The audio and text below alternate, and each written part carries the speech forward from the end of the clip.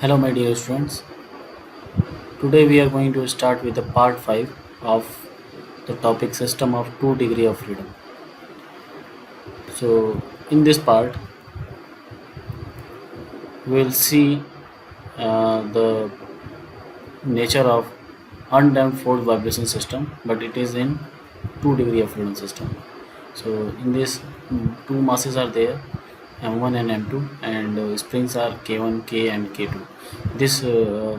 This type of system we have already studied, but there is a forced vibration on this mass m1, so it is known as the forced undamped 2 degree of freedom vibration system.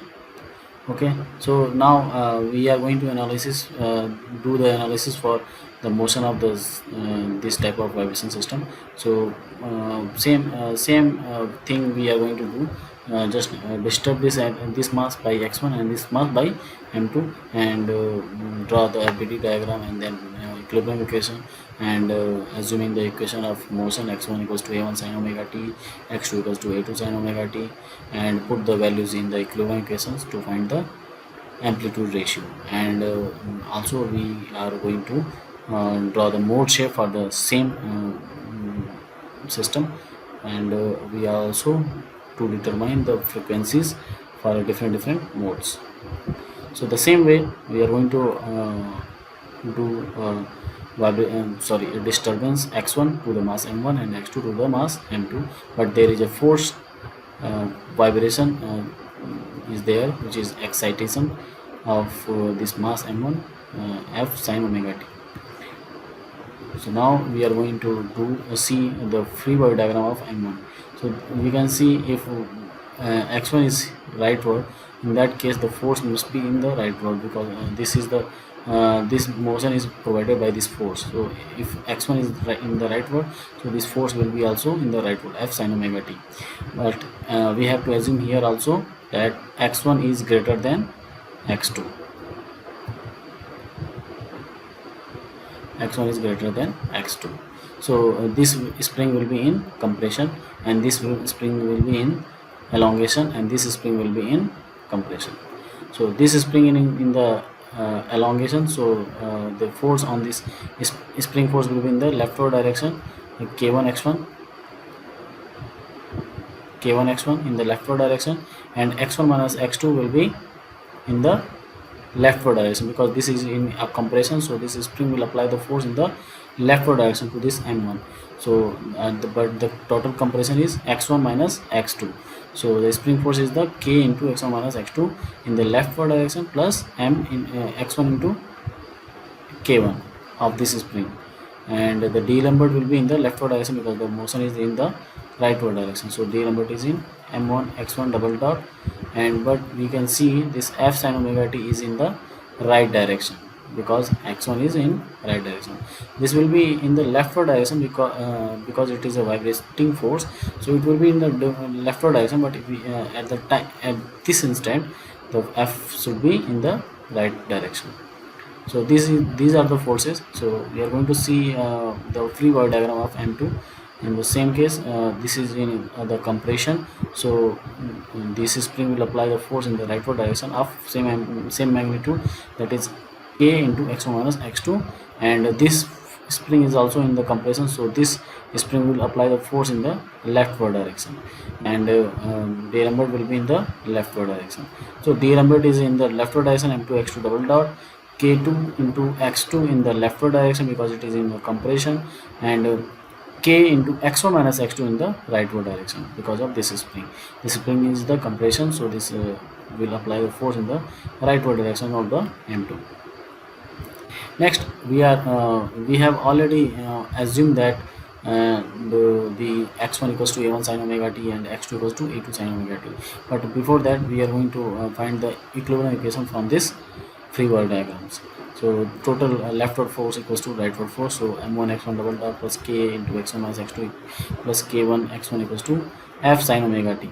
Okay, putting all the terms in the leftward direction, left side of this equation, we will have equation number 1. So we can see this equation is like this, but there is a one term f sin omega t in the right side, and the m2 x2 double dot is minus a k x1 plus k2 plus k into x2 equals to 0. So we are what we are doing here, the displacement, we are taking the displacement as a common factor. So this is x2, this is x1, and this is x2 again, this is x1 double dot x1 here also, and here it is x2. So all the displacement will be in the common out. So okay, so that we can have the value of amplitudes. So next is assumptions that x1 equals to a1 sin omega t plus phi, x2 equals to a2 sin omega t plus phi, x1 double dot is minus a1 omega square sin omega t plus phi, and x2 double dot is minus a2 omega square sin omega t plus phi. And these are the equation 3 to 4, 5, 6. Putting all the values in the equation number 1 and 2. So then we will have this equation in the terms of maximum amplitude, means a1 and a2, and this is equation number 7, and this is equation number 8. And we can now find the frequencies for two modes. So we are going to directly find the determinant, which is the frequency equation.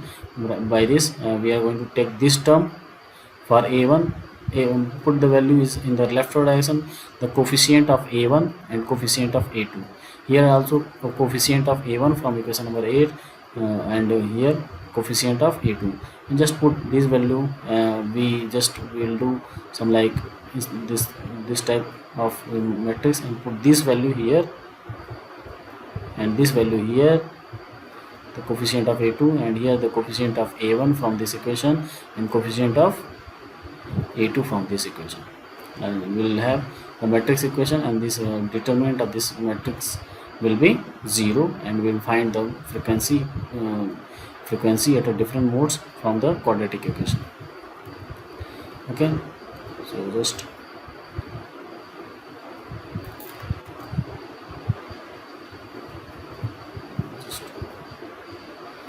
so this is the equation. This is the equation from which we will find to develop the quadratic equation to find a frequency for different modes, that is omega 1 and omega 2. And next is from 7 and 8, equation number 7 and 8, we can find the amplitude ratio from 8. Amplitude ratio, you can find the amplitude ratio a1 upon a2, and we can find, or we can find the amplitudes. We can find the amplitudes a1 or a2 from solving, by solving these two equations 7 and 8. We can find the value of a1 and a2, two equation and two unknowns, so we can find out a1 and a2. And if we have the value of a1 a2, then we can have the value of a1 by a2. But if we are putting the value of omega 1, then we will have a11 and a21. If we put the value of omega as a omega 2, then we will have this is a12 and this is a22. So at omega 1, a1 becomes a11 and a2 becomes a21, but at omega 2, a2 becomes a21 and a1 becomes a21, and so if we put the value of omega means frequency omega 2, then we will have a1 as a a12 and a2 becomes a22. Then we can easily find the amplitude ratio, and these are the amplitude ratio a11 upon a21 and a12 upon a22. And then we can find also the value of we can draw the mode shapes of the system. So mode shape will be find by putting any one of amplitude as a unity, and we can find the value of second amplitude, and we can draw mode shapes. So thank you. This is the topic of forced vibration with of 2 degree of freedom system, and this is undamped forced vibration. Thank you, and we will start the vibration observer in the next lecture.